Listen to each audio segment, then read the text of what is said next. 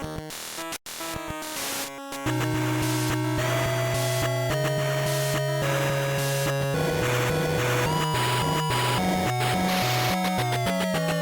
うも吉田です。期待していた Android ゲーム機レトロイドポケット3が届きました。この端末はリトロイドシリーズの最新作で、4.7 インチといった大画面、それなりの CPU スペックの高さ、買いやすい価格が特徴の Android を搭載したゲーム機です。スイッチライト風のコントローラー一体型なビジュアルで、エミュレータや Android 用のゲームを遊ぶことに特化しています。ワクワクしながら届くのを待っていたんですが、期待を裏切らないクオリティで、ぶち上がってます。これは相当気に入りました。ではこんな感じで見ていきます。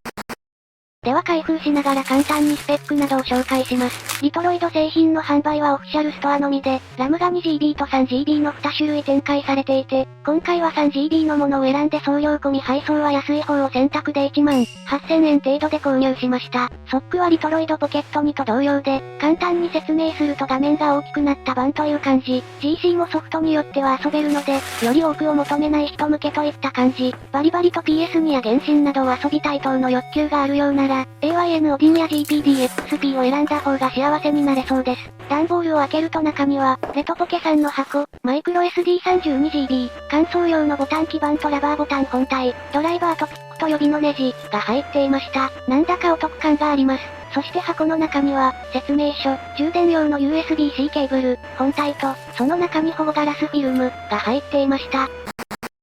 まず最初に手に取って思ったのが、サイズ感の良さです。スイッチライトより小さく、ビタくらいの大きさで、ベゼルも大きくないので、良いバランス感。容器の厚みは一番厚い部分、LR ボタン部分も含めた厚みなので、本体部分はもっと薄い作りになっています。本体表面には左側に十字キー、アナログスティック、右側に ABXY ボタンとアナログスティックがあります。その他ボタンはありません。アナログスティックは両方とも押し込み L3R3 対応です。写真で見ていた際には、コントローラー部分が若干間延びしているような印象がありましたが、実際に手にしてみると操作性をしっかりと考慮した配置、小さく収まっている感じがしてなかなか良いです。本体背面には排熱用の通気口があります。上側面には左から R1、R2、スタートセレクトボタン、外部出力用マイクロ HDMI、電源ボタン、L1、L2 で、なぜそこにスタートセレクトボタン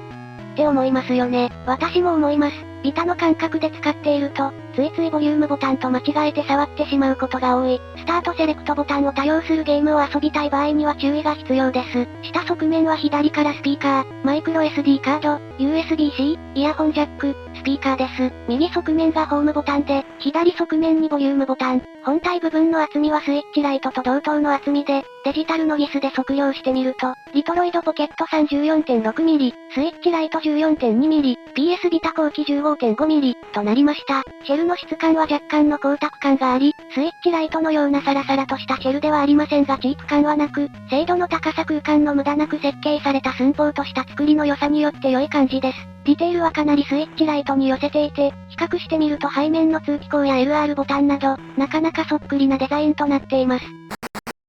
サイズ感はまさに携帯ゲーム機といったサイズ感で、厚みや持った時の指の位置など、非常にバランスが良いと感じました。アナログスティックも画面側に寄っていることでアクセスが良く、使いやすいものとなっています。重量は重央寸法の割には薄く作られているため、見た目以上にずっしりと感じます。しかしこれは悪い意味ではなく、いわゆるみっちりとした重量感で、内部にスカスカとした空洞がない、いわゆるスマートフォンのような重みなので、持っていて満足感があります。重量的には実測値で、リトロイドポケット 3240g ガラスフィルム込み、スイッチライト 277g、PS ビタ後期 225g となっているのでビタよりも 15g くらい大きくスイッチライトよりも 37g 少ないくらい。本製品のボタン十字キーにはドームスイッチが採用されていて、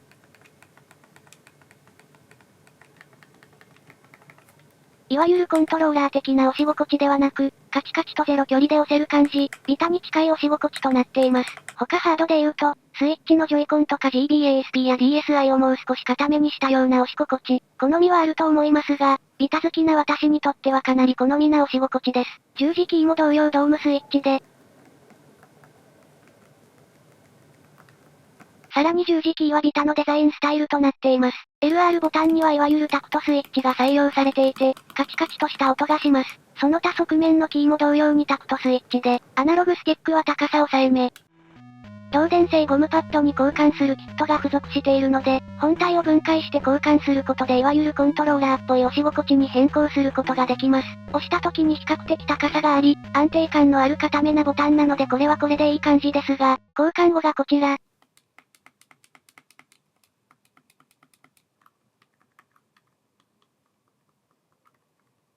ボタンの色が変わってしまうし個人的にはドームスイッチの方が好きなのですぐに戻しました。乾燥難易度も低いとは言えないので、そのままのボタンが気に入っている方はそのまま使うのが良いかと。ただドームスイッチ特有のボタンの音がカチカチとうるさいと感じる方は、導電性ゴムパッドに変更した方がいいかもしれません。注意点としては、付属のプラスドライバーだと内部ネジが取り外せません。別途プラスドライバー PH0 もしくは PH0 を用意する必要があります。シェルのネジは付属のトルクスドライバーで取り外せますが、かなり取り外しにくいのでこちらも別途用意した方が楽かと。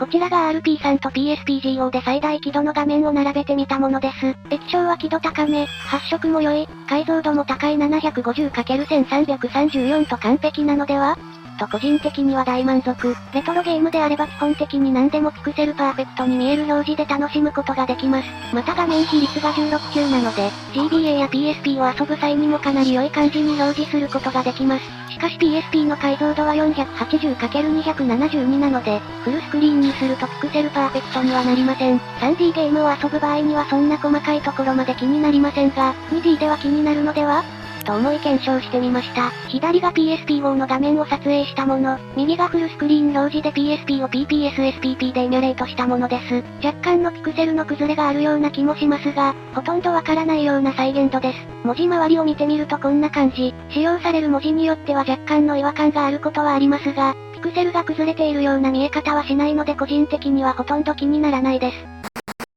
Google プレイ搭載済みなので、基本的には Android スマートフォン同様な使い勝手で使用することができます。エミュレータらは初期設定で導入済みですが、ストレージ設定などは自分で行わなければならないため知識と調べる力が必要です。問題点としては記事執筆時点での初期ファームウェアでは日本語対応しておらず、インターフェースが英語表記となってしまっているので注意が必要です。完全に日本語で使いたい方は頑張れば日本語に設定することもできますが、基本的に困ることはありませんし、今後のアップデートで使えるようになる可能性もあるのでそのまま使うのが良さそうです。初期導入されているリトロイドランチャーでエミュレータマシンのように使ったり、各自でアプリを細かく設定して、自分好みのマシンに仕上げることも可能です。また Android 11で外部ストレージを認識できないといった問題が起きていましたが、デフォルトで搭載されているアプリにはそのような仕様は改善されていて、問題なく読み込むことが可能でした。また Android はシステム上どうしてもボタン入力の遅延が起きてしまう点にも注意。格ゲーやアクションゲームを遊ぶ方には気になるかもしれませんが、私は RPG やノベルが中心なので個人的には特に気になりません。性能的にはゲームキューブを設定ゲームタイトル次第で遊ぶことができる動き、